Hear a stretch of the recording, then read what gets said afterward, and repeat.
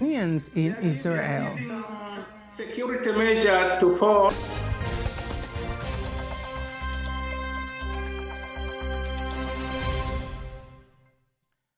Good evening once again. I'm Agnes Tuniga. You can also follow us live on our YouTube channel, TBConline, and also get all the latest news through our Instagram, Facebook, and Twitter pages at TBConline. President Samia Suluhu Hassan has acknowledged the significance of the Indian government to build a campus of the Institute of Technology in Tanzania, insisting it will boost technological advancements in the country. President Samia is on state visit in New Delhi and said the two countries are bound by historical ties. Here's the report prepared by Bakari Msuya and read by Kanki Mwaigomole.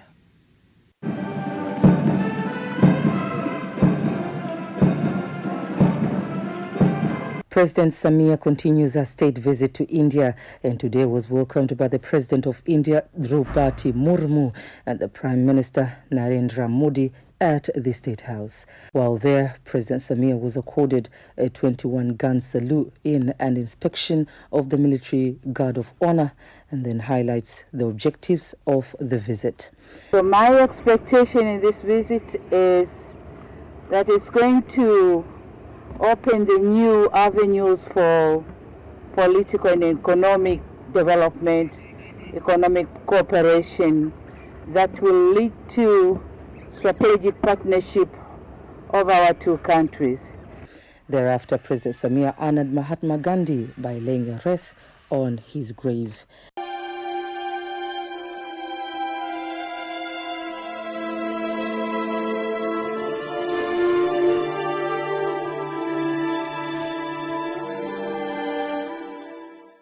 Later, she met and held talks with the Prime Minister Narendra Modi, acknowledging significance of the existing. On trade and investment, the numbers are satisfying. We are growing in investment. Indian investors to Tanzania, the number is growing. The value of the projects is growing as well. On trade volumes, the numbers are growing. As we're speaking, up to 2022, our figures were $3.1 billion US. So this makes India the third largest trading partner in Tanzania and the fifth largest investor in our country. So with this visit, more are expected.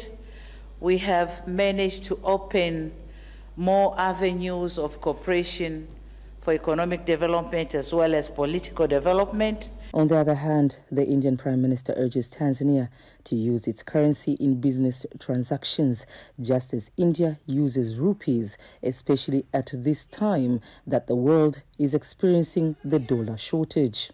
During the visit, 15 agreements have been signed and exchanged between the ministers of Tanzania and India, focusing on the areas of information technology, culture, transport and sports. Furthermore, President Samia says Tanzania and India have agreed to raise the historic bilateral relations between the two nations to a strategic partnership level. The Minister of Defense of Israel has ordered the suspension of electricity, food, water and fuel services in the Gaza Strip after the Hamas group fighters made a surprise attack against Israel on Saturday. Since the new fighting between the two sides began, more than 800 citizens of Israel and more than 560 citizens of the Palestinian Authority have died in the conflict between the fighters of the Hamas group from the Gaza Strip and Israel, while others have been injured. To understand the condition of Tanzanians living in Israel, we are joined by the Tanzanian ambassador to Israel, Alex Kalua, talking to my colleague, Kanki Mwaigomole. How is the situation in Israel at the moment concerning the two Tanzanians that are missing since the Hamas terror attacks? Thank you very much. First of all, I would like to tell you that the security here in Israel in general, currently the security is good. And the government of Israel has worked very hard to make sure that people and the property, they are safe. Now, the areas where the Hamas strike, especially the southern part of Israel, many areas now has been recaptured back by the government, and many people who were there have been evacuated and they're in safe places now. Generally, the security situation in Israel not bad, and the authority here promised yesterday, they briefed us and they told us that the situation is in control. They are in control, and they are making sure that the safety of all people living in Israel is taken care of, especially Israel people and non-Israel people all together. They take care of us. But they are giving some security measures to follow, that we are not allowed to walk around outside. We should stay at home. And yes, whenever there's a siren, we are supposed to go direct to the safe places for our security. Regarding Tanzanians who are here, we are also communicating with all Tanzanians through WhatsApp, telephones, they have the WhatsApp groups and the telephone numbers, and through that we are able to trace and know all Tanzanians, and that's why we are able to not see the missing two people. Can you give us a brief of the situations of the Tanzanians that are still there?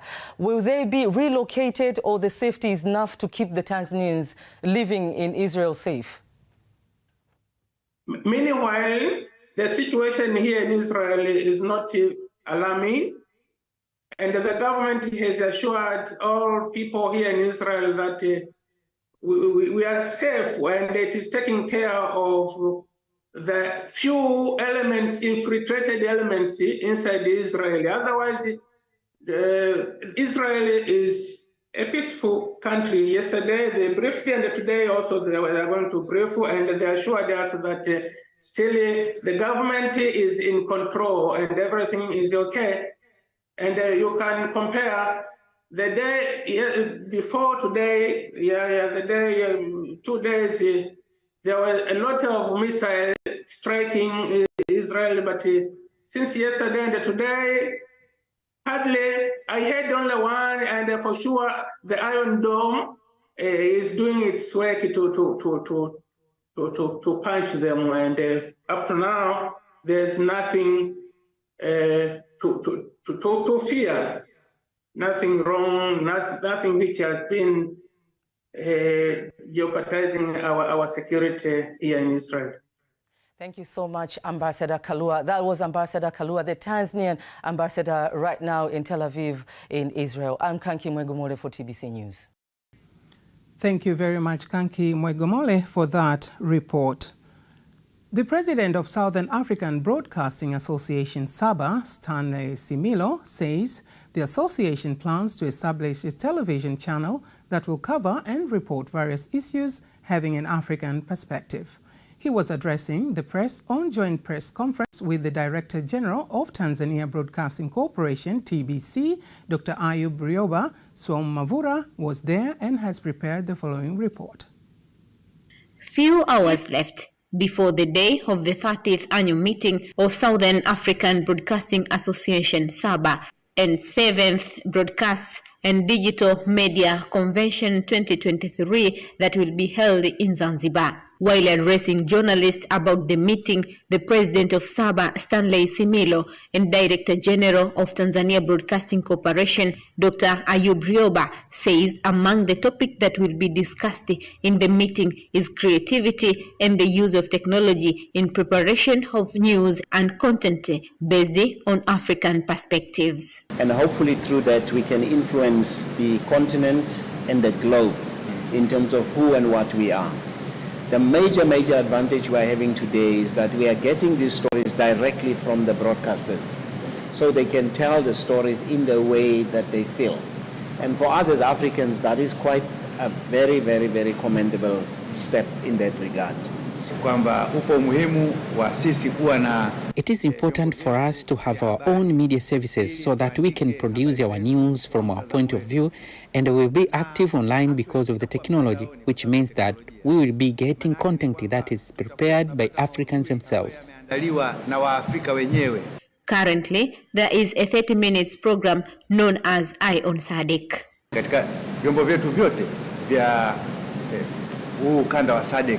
In all our agents in this SADC region, the 30-minute program called the Eye on SADC has been translated into various languages depending on which country you are in. For Tanzania, if you watch TBC, it is in Kiswahili, although in other countries it is in their local language. Particularly here, I need to commend Dr. Chacha because their version of Eye on SADC, they are translating it 100% into Kiswahili, which is a very, very good thing because that embeds making sure that people fully understand what is happening there. And then on the radio side, we also have a similar program called... The SABA meeting is expected to be held tomorrow with approximately 200 participants, and the guest of honor is expected to be the President of Zanzibar and the Chairman of the Revolutionary Council, Dr. Hussein Ali Mwinyi. Reporting from Zanzibar, Somo Mavura, TBC.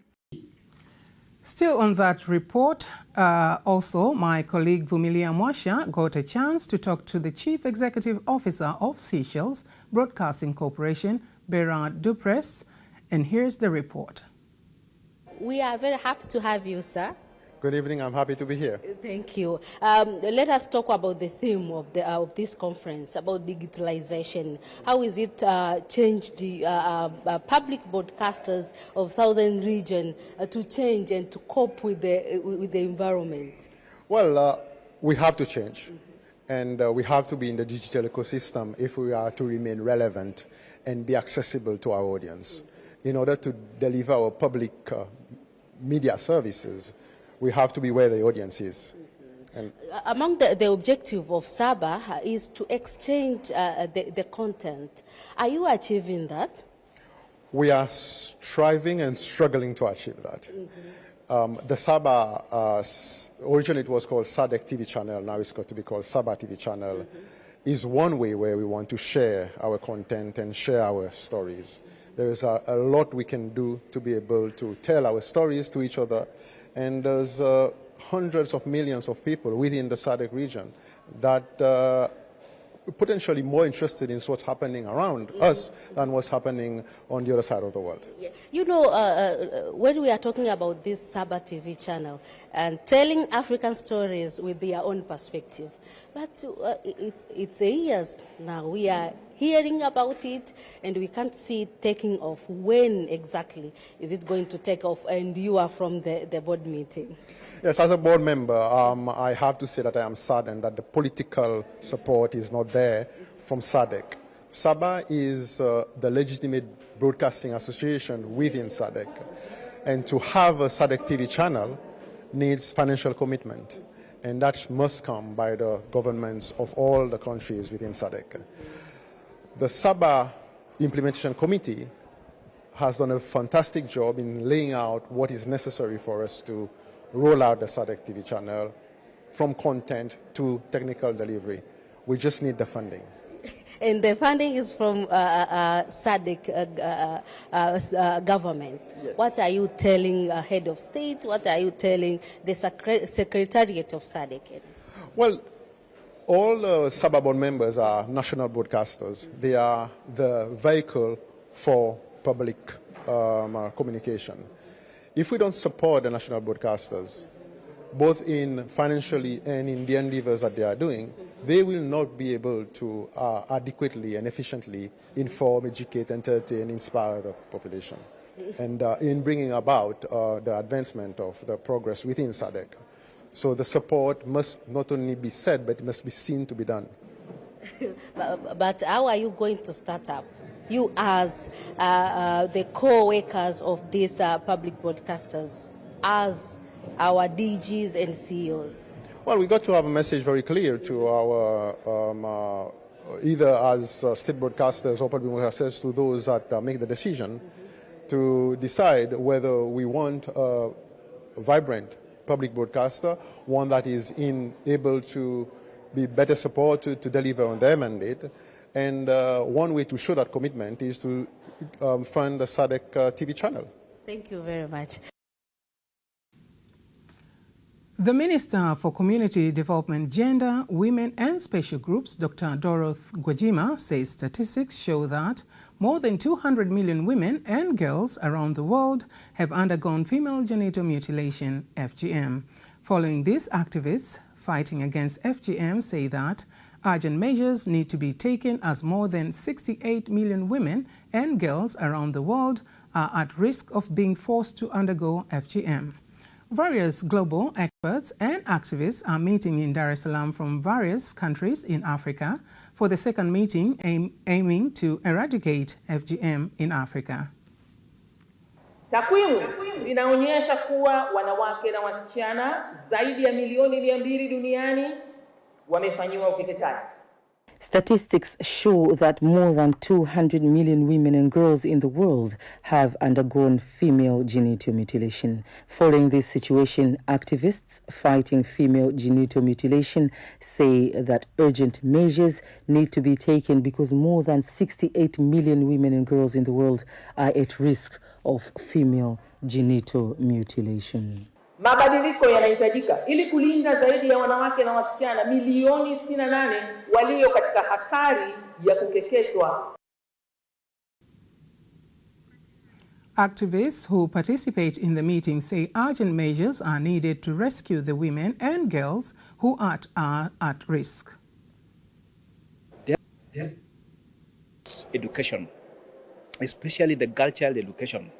Our experience as World Vision has shown us that if you invest in educating girls, educating women, then they become bolder, they are able to confront the elders, and they are able to champion vices against FGM. We should remember that women's well-being, empowerment, and equality are not just matters of social justice, but also prerequisites for the prosperity of our families, our communities, our nations, and the entire continent.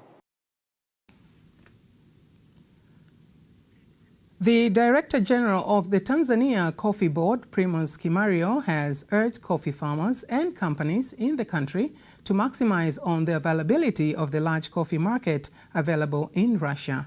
Speaking to TBC News at the Russia-Tanzania Roundtable on Coffee, an event that resulted from the Russia-Africa Summit, Kimario says Russia has a demand of approximately 200,000 tons of coffee per annum, and so stakeholders in the coffee crop can benefit from the available market. It was a very successful meeting. We discussed on how best our exporters from Tanzania can export actually coffee to Russia without any problem.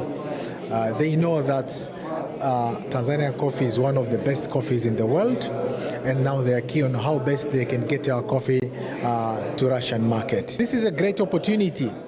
Russia consumes about 200,000 metric tons of coffee, so it's not a small market, it's a big market. And luckily, our coffee is available in other producers, the big producers like Brazil and Vietnam, they're off market. So it's a good opportunity for our coffee, for farmers, exporters, all traders along the value chain to take this opportunity of Russian market. Elizabeth Muzo, an investment officer from the Tanzania Investment Center, reiterates that Tanzania is now focused on increasing coffee production and expanding her market, and further welcomed foreign investors into the coffee sector, while Denis Tikenki is a Russian coffee businessman, gave his personal experience of working across East Africa. So there's a very huge potential for the coffee growers, so for Russian companies to come and establish large-scale farming for coffee, and also value addition on coffee as well. We have already introduced Tanzanian coffee in this year for the Russian market, and now I come here to meet with my colleague, to meet with producer, Large investment that Tanzania has made in provision of specialized and super specialized services with high standards has enabled the Bugando Hospital to provide major surgery services at a low cost and thus fulfill the ambition of President Samia Suluhu Hassan to deliver quality health services to more Tanzanians. Here's the story by Reginald Nesika, read by Kanki Moigomole. The large investment made by the government in the Bugando Regional Referral Hospital has enabled the hospital to provide a major brain and nerve surgery service at an affordable cost.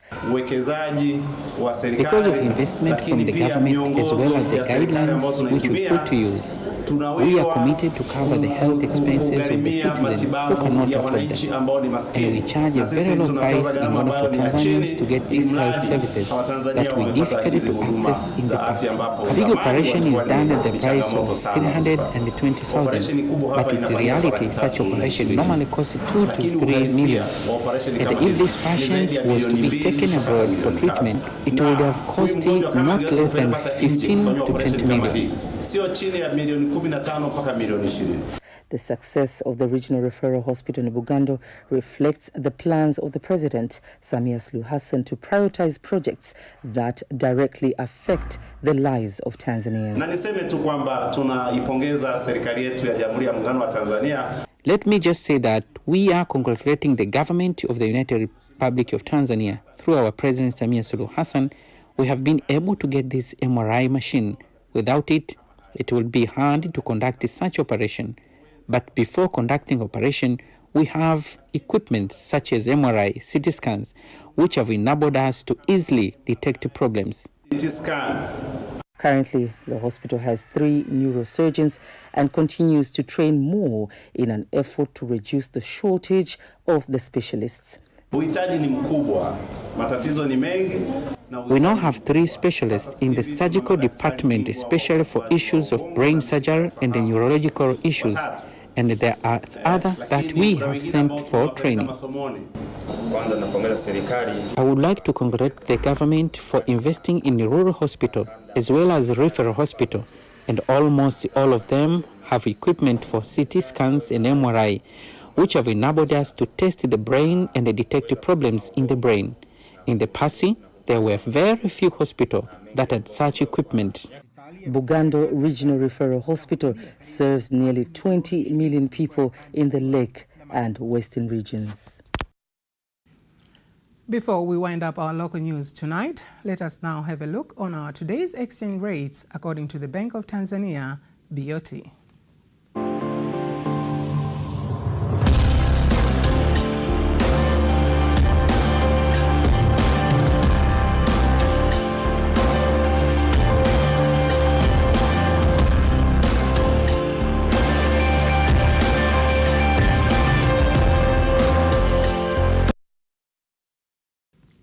Don't miss TBC News every weekday to know all the latest in exchange rates. Time now for all the latest in international news.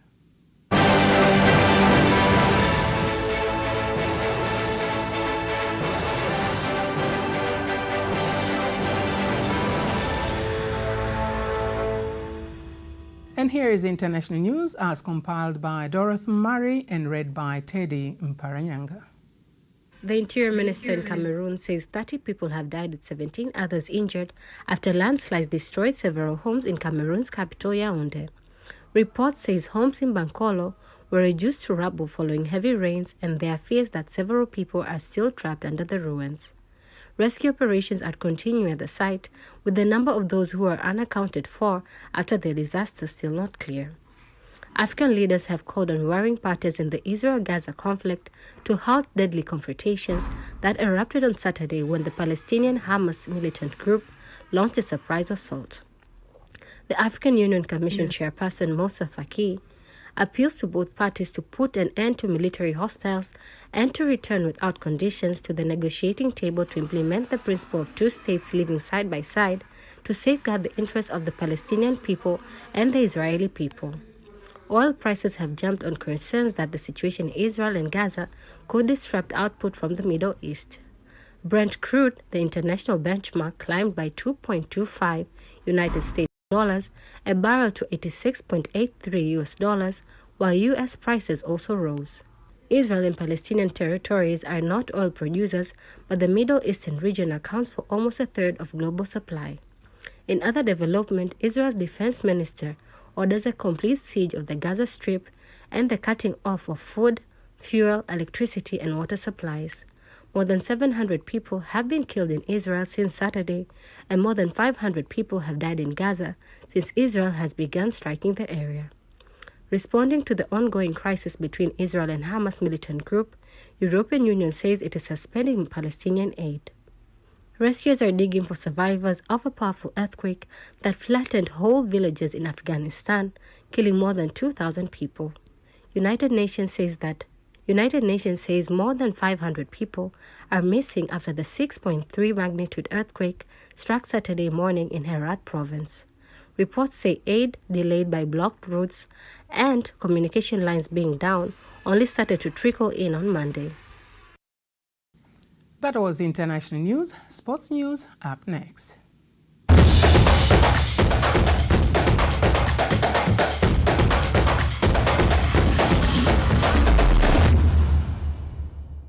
In sports news, JKT Queens in CAF Women Champion League toughest group, the Tanzania and East Africa champions in women's soccer, the JKT Queens have been drawn in Group A of the African Women's Championship League competition.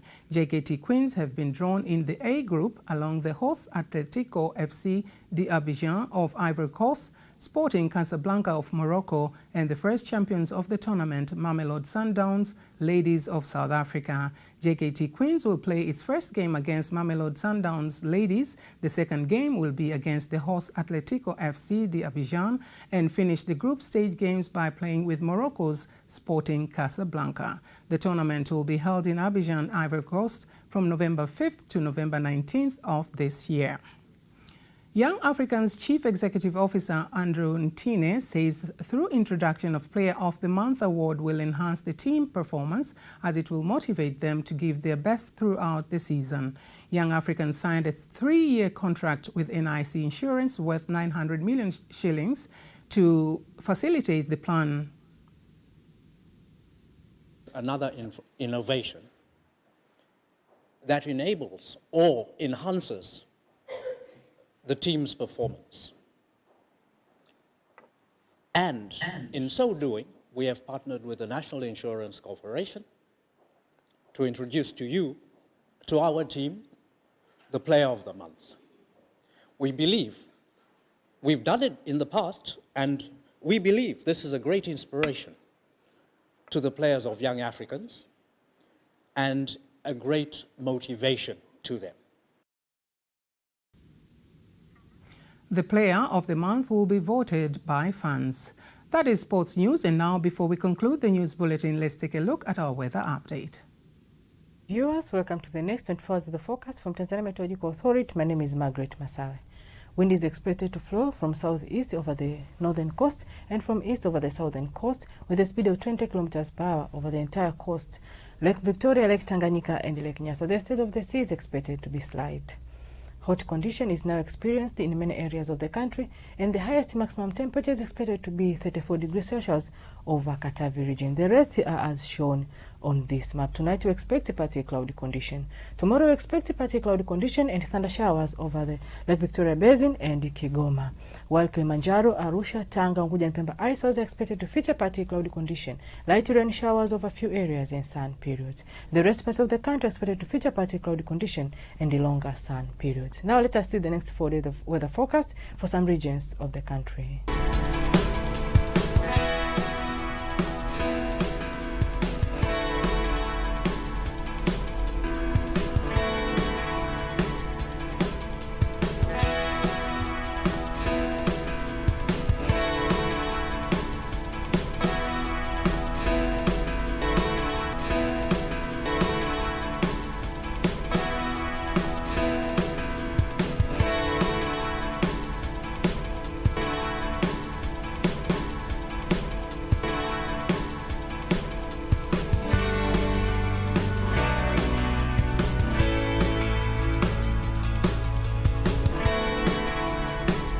Tanzania Meteorological Authority, we thank you for watching us.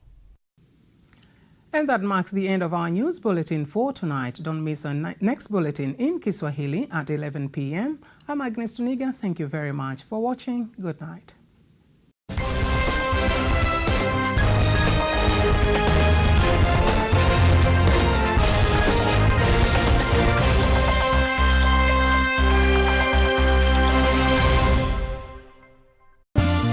Tulishuhudia kuagana na baba yetu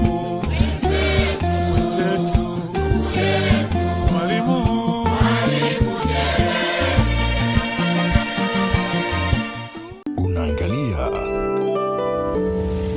TBC1, ukweli na uhakika.